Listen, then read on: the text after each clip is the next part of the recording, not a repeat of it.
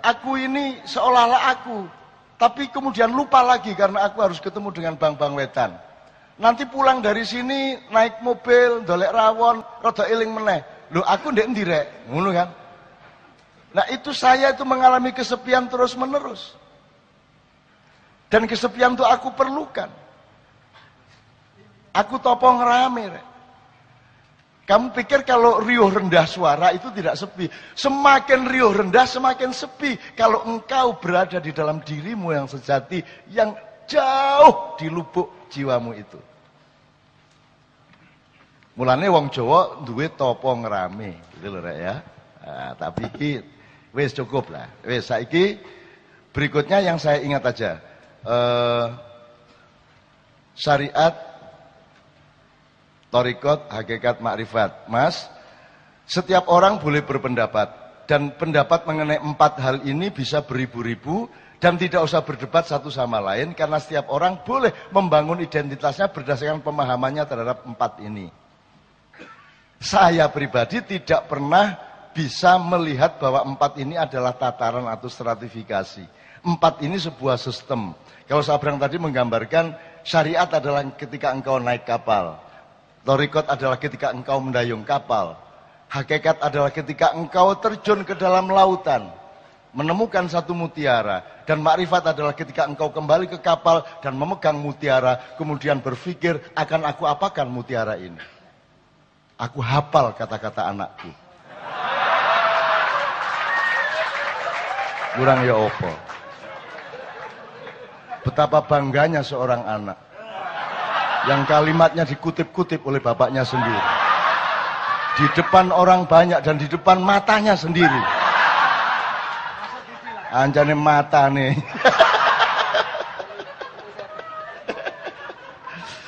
Iki tuh pilih setan nih kira. Ini temenan nih. Mas, kalau saya itu sebuah sistem mas, tidak ada tatarannya. Ini coba nanti Anda analogkan dengan berbagai macam kasus dalam kebudayaan. Tidak ada ono iki level syariat. Lo tidak mungkin syariat dilakukan tanpa hakikat. Dan tidak mungkin hakikat didapatkan tanpa thariqat. Dan tidak mungkin orang yang berthariqat tidak mendapatkan makrifat. Makrifat itu sederhana. Dari tidak tahu menjadi tahu itu makrifat. Itu ngono tok. Gak angel-angel. Kon gorong tahu mangan sambel, arek umur mulai kelas 5 SD mulai jajal-jajal sambel, maka dia bermakrifat terhadap rasa pedas. Karena rasa pedas tidak bisa dijelaskan. Tidak ada ilmu apapun, dosen manapun, profesor dokter manapun yang bisa menjelaskan pedas itu opo, ya opo, gak iso jelasno. Kudu kok lek, kudu kok dilat iku lombok. Gitu loh teman sekalian. Ya napa Mas, sampean katin duwe anak bupati ta mbambung ae. Wis bapak mbambung ae wis. Iku sapa gawe teori ngono iku pian arek-arek iku wong Jawa akale karo-karuan. Jadi Mas itu satu sistem Mas menurut saya. Tapi kalau Anda melihat itu tataran tidak ada masalah. Tidak ada masalah, bisa juga benar, bisa begitu caramu berilmu. Begitu mungkin begitu apa namanya rute spiritualmu, tidak ada masalah juga kalau itu tataran. Kalau saya melihat itu satu sistem, satu bangunan yang merupakan satu rangkaian dialektis. Setiap kali kita mengalami keempat-empatnya, gitu loh, sekaligus. Karena tidak mungkin Anda berthariqat tanpa wujud dan mekanisme syar'i. Kan gitu. Gak iso, kudu nganggo iku. Gelem gak gelem karena Anda masih penduduk bumi. Kalau Anda sudah seperti saya, itu kadang iya, kadang tidak ada masalah. Karena saya tidak pernah melihat bumi dari bumi. Saya selalu melihat bumi dari atas bumi. Maka aku bisa melihat segala sesuatu yang terjadi di bumi sebagai barang kecil-kecil yang lucu-lucu. Nah, tak kayak padanan sedikit. Anda kenal, jadi gini, kalau orang Jawa, iku nek ngomong karo konco kan meso, gak masalah, kon gak masalah. Tapi kon karo ibumu wani kon ngomong kon. Karo mbokmu. Mbok kon ya apa sih, Mbok? Yamene gurung gawe kopi. Wani kon ngomong ngono. Apakah itu feudalisme? Bukan, itu rasa kata Sabrang tadi. Rasa. Kamu tidak perlu mempelajari kebudayaan, tapi kamu punya rasa bahwa kalau sama ibu pasti memilih kata-kata yang lebih khusus dan sikap badan yang lebih khusus dan perilaku yang lebih khusus karena kepada ibumu. Demikian juga mungkin kepada Pak Lurah, kepada orang yang lebih tua, kepada teman yang agak lebih senior, kamu juga tidak bisa kon. Jadi itu bukan feodalisme. Jadi kalau ada ngoko, kromo madya, kromo inggil itu bukan feodalisme. Itu ekspresi rasa orang Jawa yang sangat peka terhadap tekstur dari hati manusia. Ya, jadi sekali lagi bukan feodalisme. Jadi nek ana wong ngomong Jawa feodal, iso mbantah saiki kon. Ngono ya. Itu. Dan Anda sarankan gak usah wong luar Jawa ndak usah belajar bahasa Jawa timbang ngelu dhewe. Iki Kiai Kanjeng kepethuk wong Suriname ndek Londo. Sing wong Jawa Suriname iku senengane iku nggodha. Jadi wong Jawa ndek Suriname kan lumayan berkuasa secara sosial. Dadi nek ana negro, ana wong Latin iku diuruki cara Jawa tapi sing elek-elek. Begitu ketemu Kiai Kanjeng ana negro Suriname ngomong nang Kiai Kanjeng, "Kowe apik, aku apik." Ya. Kowe iki diterusno gak enak iki. Wah gak sekarang TV Songo kok dibubarno iki. Siapa sing ngalami wingi iku? Pek itu terusno Pak. Kowe apik, aku apik. Nek kok terusno pek liyane apa ya? Jadi gak usah tak terusno ya. Soalnya nek guruku ngomong dengan mantep. Pek mambu. Wah, ngono kuwi. Wah, ngawur temen.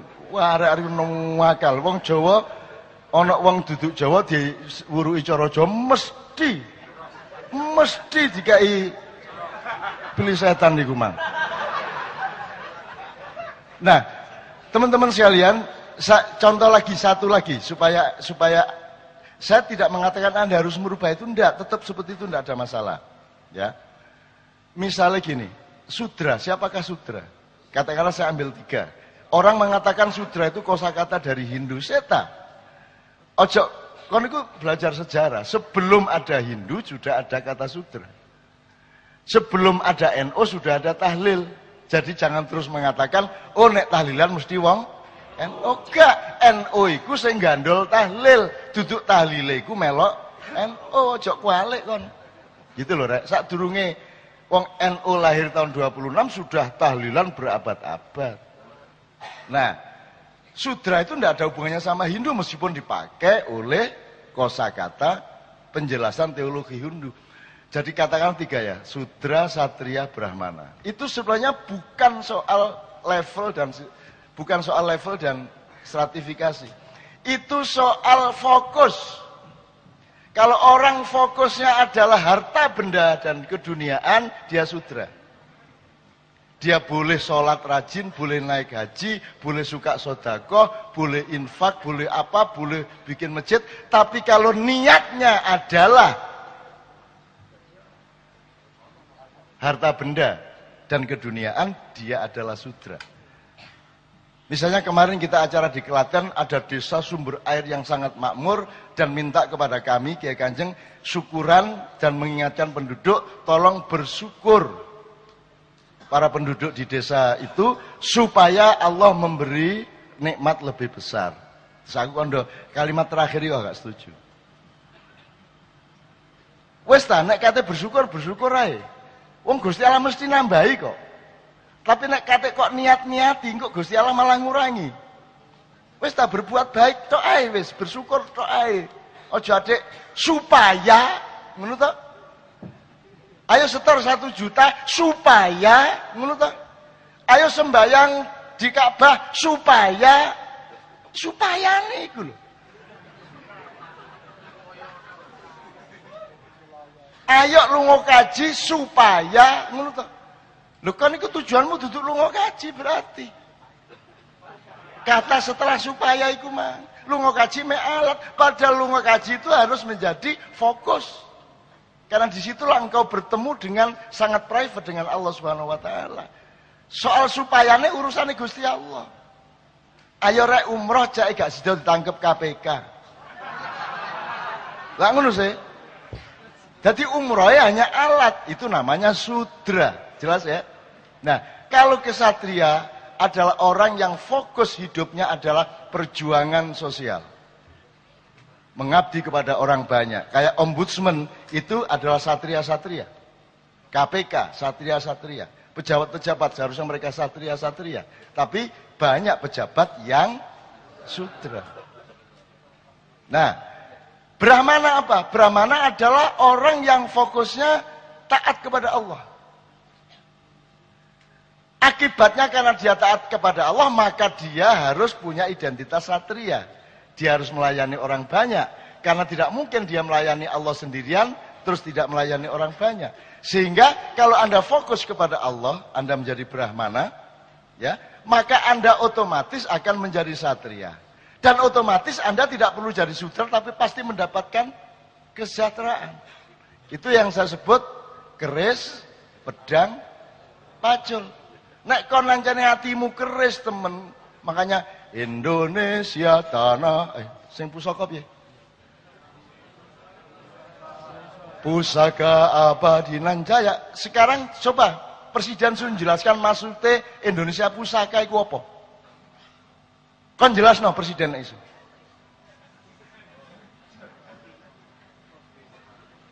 Makanya ndolek presiden iku sing hati-hati.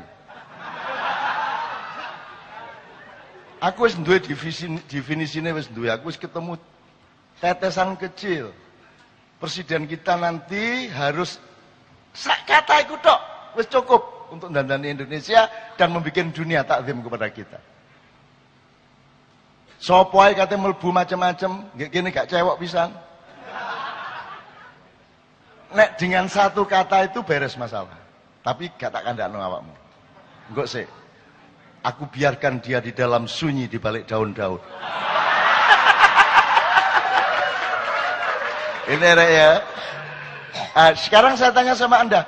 Anda kesini tidak ada gunanya kalau Anda bersikap sebagai sudra. Ya toh? Tapi kalau Anda dari satria masih lumayan. Tapi kalau mau lebih sip lagi dan lebih terjamin lagi, jadilah Brahma. Berpikirnya pelayanan kepada Allah, ketaatan kepada Allah, maka Anda pasti harus taat, harus melayani sesama manusia. Tidak mungkin Anda taat kepada Allah tanpa rahmatan lil alamin. Kan jelas logikanya. Gitu loh teman sekalian. Nah, dengan begitu teman yang soal syariat, thariqat, hakikat, ma'rifat tadi, tolong itu menjadi wacana saja, tidak perlu Anda merubah apa yang sudah Anda lakukan dan Anda pahami. Kalau Anda bertanya, apa yang harus dilakukan oleh orang ma'iyah? Benar ya? Yang harus dilakukan orang ma'iyah adalah menanyakan kepada dirinya apa yang harus dilakukan oleh orang ma'iyah.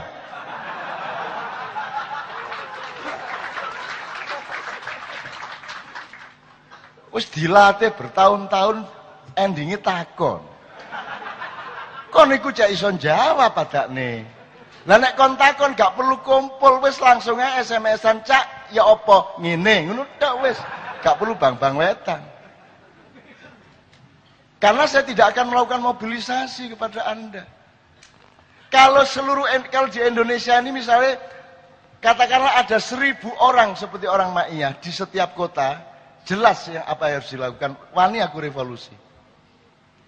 Tapi jumlahmu masih terlalu sedikit, kok liane belum tentu siap. Dan mereka itu kebanyakan sudra semua. Anda kan sudah satria. Bahkan di antara Anda sudah Brahmana. Kalau bangsa Indonesia sudah mengerti bahwa mereka itu seharusnya adalah bersikap ksatria, maka Indonesia gampang, tidak usah diniati revolusi, akan revolusioner dengan sendirinya. Loh, tapi KBJ sudra. Mayoritas itu masih aktaruhum sudra. Kan begitu. Oke, apalagi Bran? Apalagi Bran?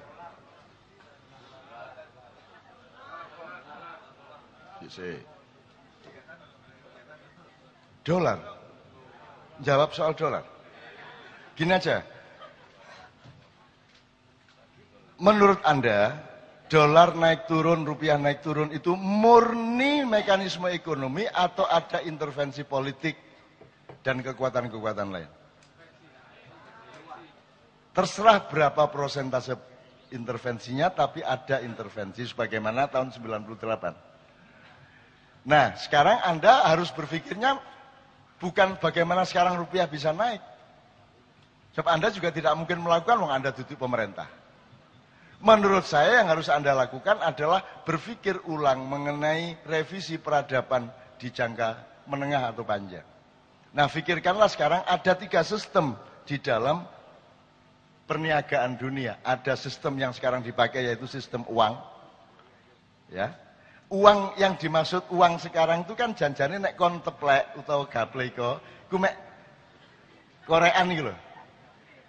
Korean tak kertas disuwek 10.000, jane mek kertas. Ngono ta? Lah mek iku to jane. Engko aku utang, mek njupuk pentol korek telu berarti utang 30.000 ngono ta. Jadi dia cuman X dan Y. Uang itu uang itu omong kosong, dia cuman simbolik. Gitu ya. Tapi saiki ono nyar lho rek. Ono dolar ternyata saiki gambare Jokowi ya. Top temen iku. Ono lho. Aku tas dikirimi iki, Mang. Top temen iku. Nah, ada sistem yang lain yang dulu di zaman katanya primitif adalah sistem barter. Sistem yang ketiga yang kelak harus dikembangkan adalah sistem di zaman Rasulullah, di mana alat tukar itu harus punya harga sesuai dengan nilai tukarnya. Jadi nek ono koin berharga 10.000, dia benar-benar bernilai 10.000. Itu namanya sistem dinar. Jadi sistem keuangan seperti sekarang ini kan digadulinan sampai kapanpun. Digadulinan. Sak karep-karepe Amerika nyetak dolar piro wong diuncalno nang luar negeri kok. Sementara nek awakmu wis kadung rupiah wis jeblok kayak ngene kon nyetak duit makin banyak semakin inflasi. Tapi dolar dengan mudah. Tapi dilawan oleh Cina dengan ilmu tai chi. Kamu gitu.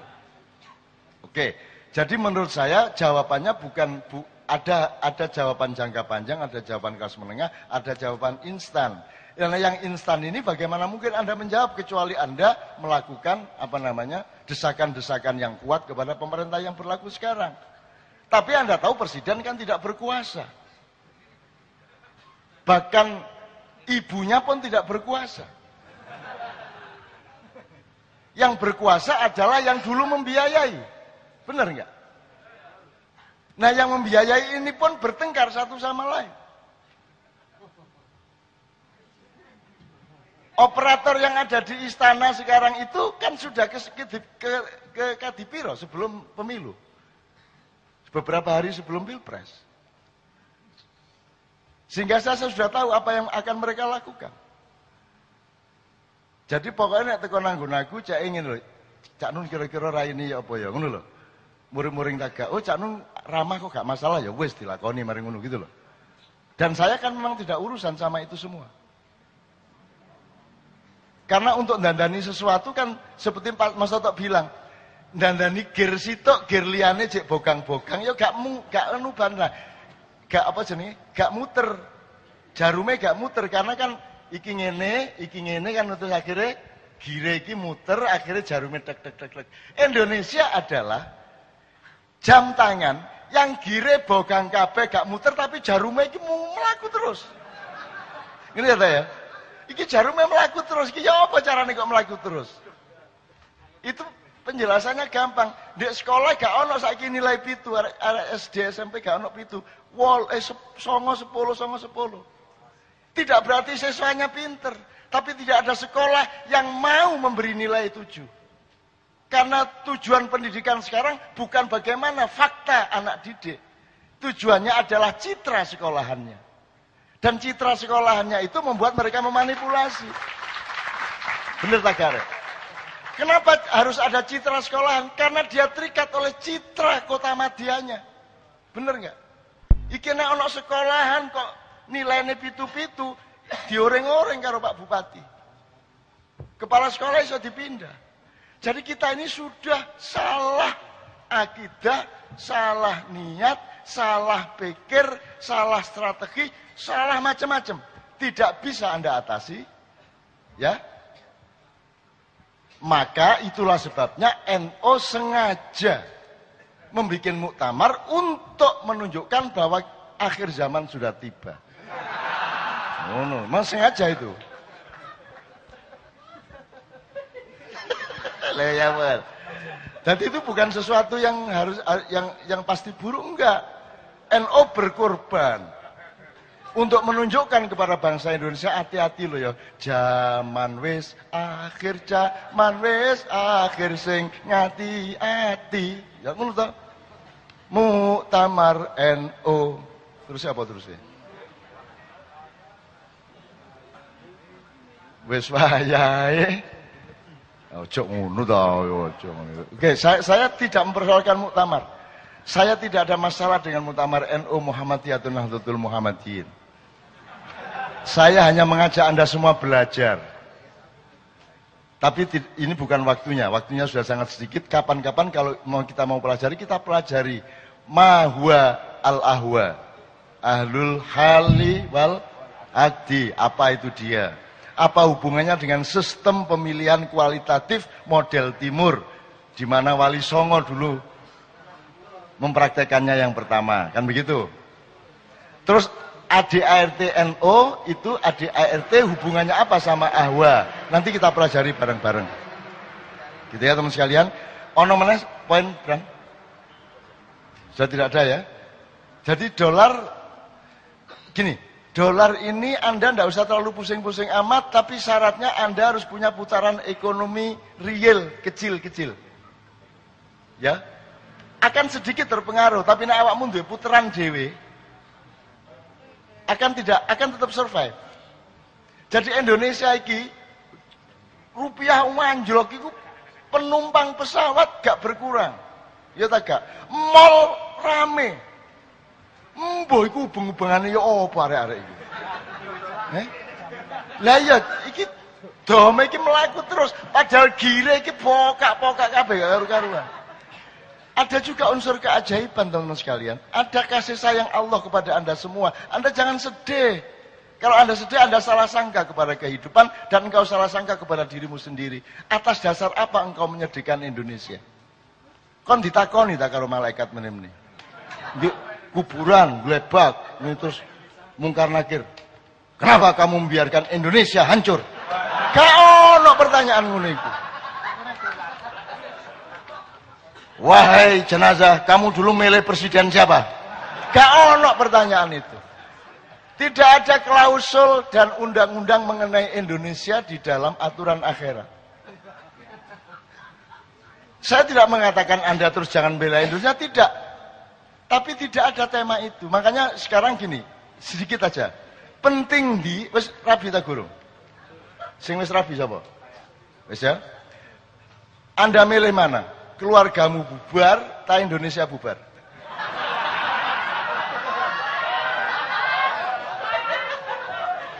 Jangan menyangka saya anti Indonesia dan ingin Indonesia bubar loh. Tapi Anda harus punya keputusan identiti tadi itu. Keputusan prinsipil. Lebih penting mana keluargamu apa negaramu? Nah, Anda mengatakan lebih penting keluarga dari negara itu kan tidak berdasarkan seleramu, tapi berdasarkan firman Allahmu. Ku anfusakum wa ahlikum naro. Itu tok kewajibanmu. Itu tok. Sing ditakoni kok mek iku tok. Kok kon iku gaene nempilingi anak. Lho ngono tok paling takoni malaikat. Gak ono pertanyaan kenapa kamu biarkan dolar merajalela. Gak ono. Gak ono dalam daftar itu tak delok. Gak ono. Pertanyaannya malaikat. Nah, apakah kita terus tidak nolongin Indonesia? Tolonglah Indonesia, tapi pada posisi sodakoh. Bersodakohlah untuk Indonesia, itulah nasionalismemu. Bukan karena kamu wajib. Karena kalau kamu wajib rendah. Tapi kalau kamu rela dan cinta, tinggi derajatmu. Betul nggak? Ayo, dukur di zakat atau sodako? Wes. Dukur di kualitas fardu ain apa fardu kifayah? Ayo, coba muring-muring loh. Ayo. Kan selama ini kan fardu ain dukur dewe memang dia paling atas sendiri.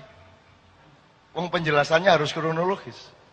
Tapi orang yang melakukan fardu kifayah itu memiliki kemuliaan yang lebih tinggi dibanding orang yang melakukan fardu ain. Zakat ya mesti ae wong dikongkon. Gak wani nek gak nglakoni zakat.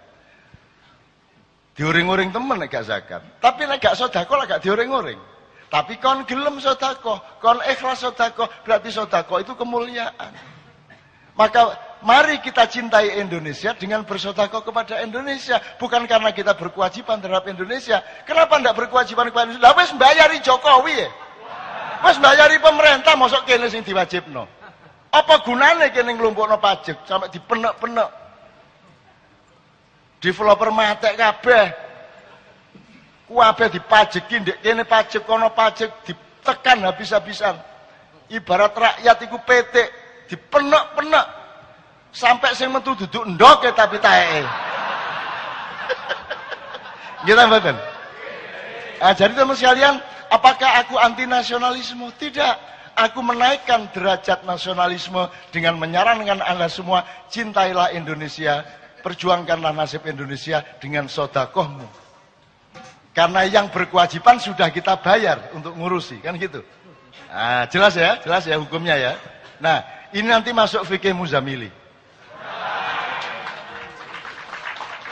Oke, teman-teman sekalian, waktu sudah tidak memungkinkan lagi. Oke, teman-teman sekalian, jangan akhiri pertemuan yang agung ini dengan tertawa, jangan akhiri dengan kegembiraan, tapi akhirilah dengan kekhusyukan. Untuk khusyuk, badannya ikut, yaitu punggung ditegakkan. Syukur Anda bisa membuang yang selain Allah. Kalau Anda perlu memejamkan mata, pejamkanlah mata. Saya minta 5 menit, 6 menit. Kita khusyuk bersama supaya ruang menjadi luas. Para malaikat bertaburan datang, menghambur, memasuki ubun-ubun Anda semua. Dan kemudian mengawal Anda sampai ke rumah dan menjaga rumah Anda serta keluarga Anda kemanapun pergi akan dikawal oleh mereka. Amin ya rabbal alamin. Semuanya khusyuk, dan selama saya membawakan sama Kiai Kanjeng nomor ini, Anda berbicaralah kepada Allah di dalam kesunyian.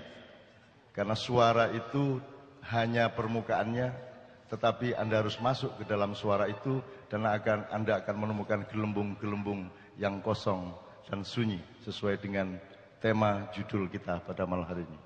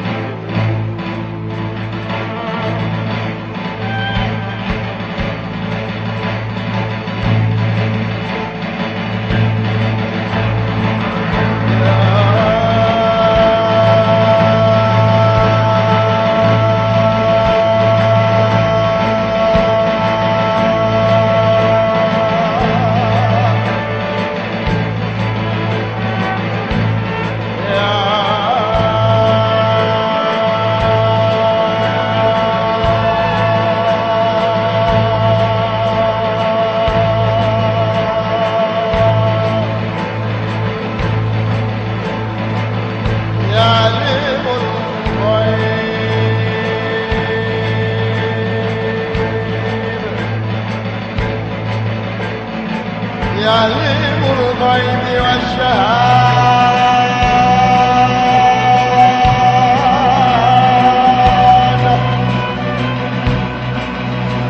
يا رحمن يا رحيم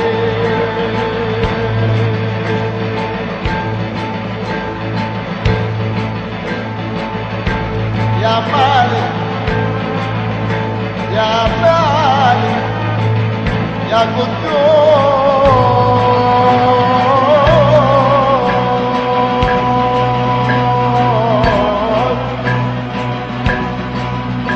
يا سلام يا مؤمن يا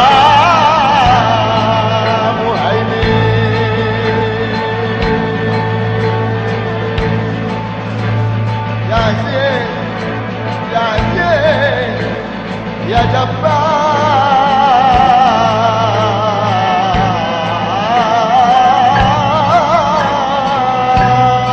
يا متكبر